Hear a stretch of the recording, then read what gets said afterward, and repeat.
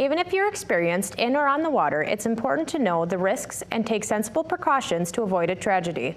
But don't take it from me. Let's hear it from the professionals. Water safety is definitely important because it is the leading cause of death for children under the age of 3, and it is the second leading cause of death for children under the age of 14.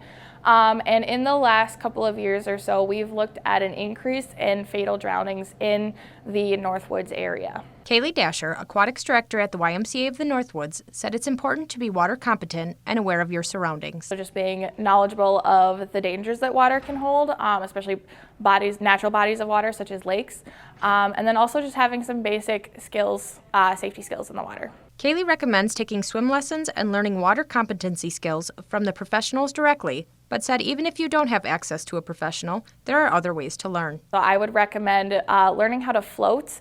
There is a lot of great resources available to be able to teach yourselves that at home. So if you have access to preferably a life-guarded body of water, learning how to float on your back is a pivotal survival skill.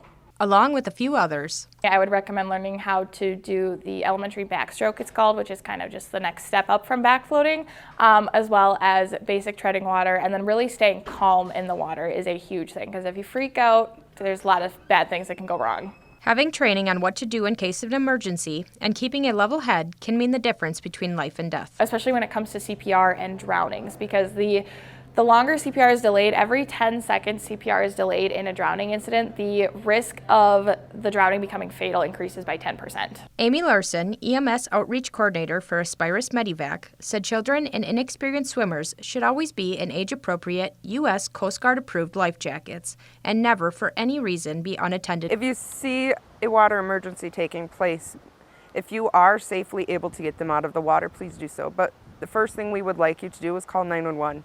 The sooner you call 911, the sooner the emergency medical personnel and first responders can get to that patient and give them the care they need.